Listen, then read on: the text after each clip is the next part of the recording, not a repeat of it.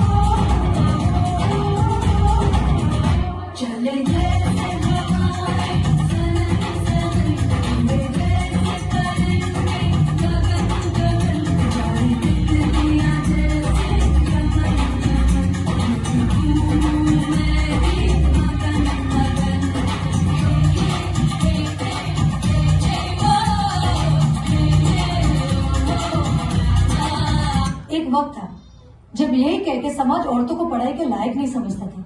आज भी ज्यादातर लोग यही समझते हैं। और बाय द वे, आप किस बराबरी की बात कर रहे हैं सर? आपको क्या लगता है कि कुछ औरतों ने लिख पढ़ क्या लिया, उनकी और मर्दों की जिंदगी एक बराबर है? क्या जानते क्या है आप एक औरत होने के बारे में?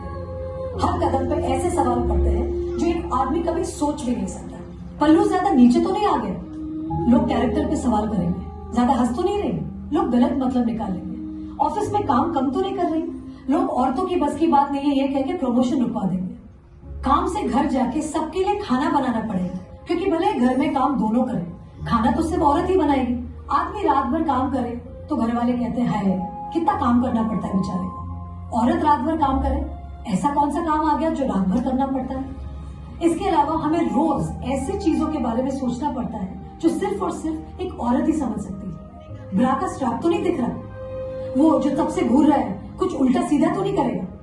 सर, भीड़ में कोई भी मर्द हमें जब चाहे जहां चाहे छू सकता है, क्योंकि जब औरत पब्लिक प्लेस में होती है तो वो पब्लिक प्रॉपर्टी बन जाती है। बसेस में औरतों की सीट्स रिजर्व है, इससे मर्दों को तकलीफ है। कहते हैं बराबरी भी चाहिए और रिजर्वेशन भी। अरे जब हर महीने आपके बदन से पानी की तरह खून बहेगा, सर फटेगा और पैर फूल जाएंगे ना, तब हम औरत मर्द की बराबरी की बात करेंगे। इसलिए कृपा करके औरतों को क्या करना चाहिए और क्या नहीं, इसमें अपनी एनर्जी बर्बाद न करके औरतें क्या चाहती है उन्हें वो करने का मौका तो मिलता रहे, इसके बारे में हमें सोचना चाहिए। बराबरी तो बहुत दूर की बात है सर, फिलहाल हिस्सेदारी मिल जाए ना वही बहुत है।